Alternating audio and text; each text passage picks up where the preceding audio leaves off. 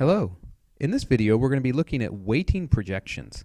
So what this will do is look at previous year's stats, the Fantasy Sports Garage projections, or the other sites that you've imported data from, and look at how you use those stats to combine into your custom final projections. Let's take a look. Okay, here we are at the FSG Predictor, and we're on the Input tab, and in the center section here is where we look at weighting projections. Along the left-hand side is the name of the projection, and you can see I give you 4 custom options that you can use, and we'll look at those in just a second. Across the top here is the location of where the stats are coming from, and I give you 3 options here for inputting stats from other websites.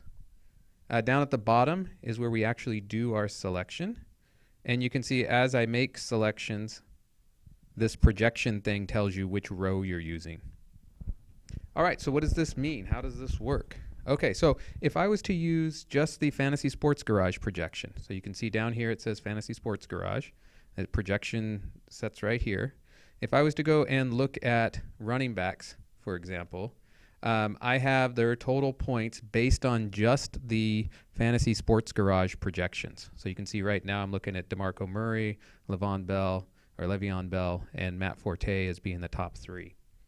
If I was to come here and say, you know what, really what I want to do is just use the last 2 years of stats, I could come here, click on 2 years of stats. You can see this adjusts now, and it shows that we're using 50% from 2014 and 50% from 2013. Automatically, the system will update the stats for all the players based on 50% of the stats from 2014 and 50% from 2013. You can see if I do that, it actually shows that Matt Forte is now above DeMarco Murray. It doesn't do the sorting for you automatically, so you'll have to go through here and do a sort, or what you'll actually do is come down here and regenerate your cheat sheets. But this gives you the ability to go through and adjust your stats. If I wanted to do a custom version, so let's call this the Victor Special. And I say, you know what, I really want this to be 50% from 2014 and 50% from the Sports Garage. I'll come here, and now in the selection, you can see here I've got a Victor Special I can choose.